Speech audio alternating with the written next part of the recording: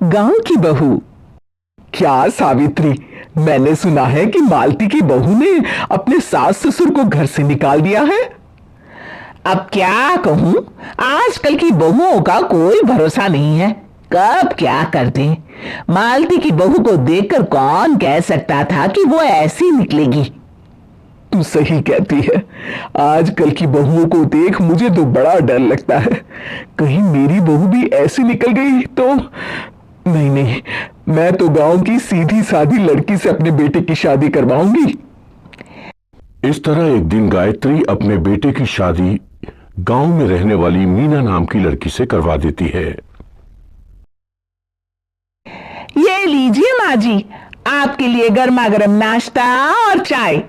अरे वाह बहू, सच कह रही हूं, जब से तू इस घर में आई है मुझे तो बड़ा आराम है। तेरे जैसी बहू तो किस्मत वालों को मिलती है। का माँ जी, अब इतनी भी तारीफ मत करिए ना। धीरे धीरे मीना गायत्री की चहेती बन जाती है और मीना भी गायत्री को कभी शिकायत का मौका नहीं देती थी। फिर एक दिन, ये ले बहू, आज मैं बाजार से तेरे लिए साड़ी लाई हूं। साड़ी देखते ही मीना का मुंह लटक जाता है। का माँ जी, ये भी कोई साड़ी है? ना, मुझे तो बिल्कुल पसंद नहीं आई। अरे लाना ही था तो कोई अच्छी महंगी वाली साड़ी ले आती मेरे लिए। आप तो ये सस्ती साड़ी उठा लाई। मुझे नहीं ना चाहिए आपकी ये साड़ी, आप ही पहनिए इसे। अरे ये क्या बहू, तू तो आजकल कुछ ज्यादा ही नखरे दिखा रही है। मैं इतने प्यार से तेरे लिए साड़ी लेकर आई हूं और तू है कि उल्टा मुझे ही दो बातें सुना रही है। अरे माँ जी, आप अपने लिए तो बड़ी डिजाइनदार और महंगी महंगी साड़ियां खरीदती हैं और मेरे लिए ये सस्ती साड़ी ले आई।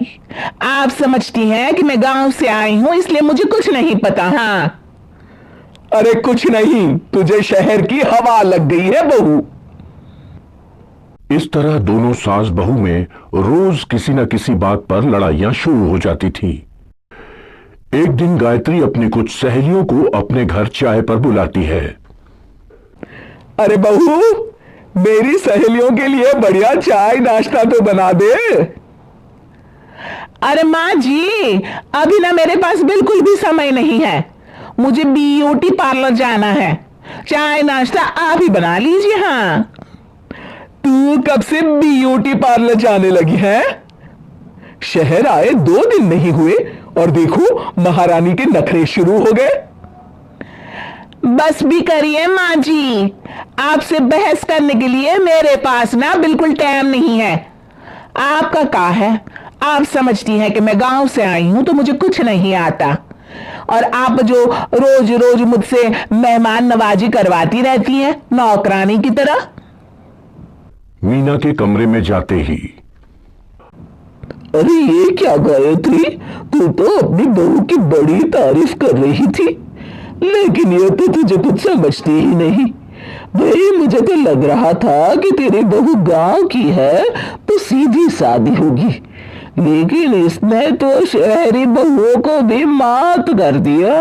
हाँ। अपनी सहेलियों के सामने अपनी बेइज्जती होते देख गायत्री आग बबूला हो जाती है।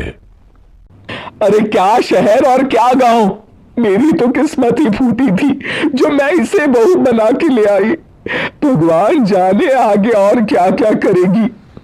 अब तो मुझे कुछ ठीक नहीं लगता, तू जरा संभल के रहना, कहीं मालती की तरह तेरा भी हाल बेहाल ना हो जाए। अच्छा, अब हम चलते हैं। अपनी सहेली की बातें सुनकर गायत्री थोड़ी घबरा जाती है। अरे ये सुशीला क्या बोलकर चली गई, कहीं इसकी बात सच ना निकल जाए। दूसरी तरफ मीना सारी बातें सुन लेती है। अगले दिन से गायत्री अपनी बहू से कोई काम करवाने से पहले 10 बार सोचती थी। ज्यादातर काम वो खुद ही कर लेती थी। अचानक अपनी सास में आए इस बदलाव को देख मीना, लाइए ना माँ जी, मैं कर देती हूं ना काम। एक बात पूछूं माँ जी, आजकल ना आप बड़ी चुप चुप सी रहती हैं और अब मुझसे झगड़ना तो दूर, मुझसे खुल के बात तक नहीं करती आप। कुछ नहीं बहू, ऐसे ही। मीना अपनी सास की मंशा भांप जाती है और मुस्कुराते हुए कहती है, अरे माँ जी, चिंता मत करिए, मैं आपको घर से नहीं ना निकालने वाली। ये डर आप अपने मन से निकाल दीजिए।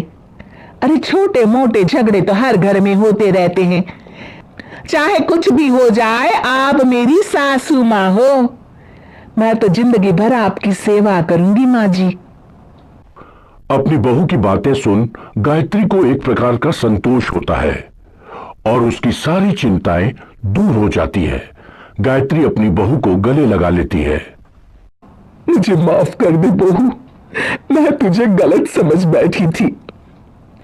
कोई बात नहीं माँ जी, ये ना घर घर की कहानी है। हाँ,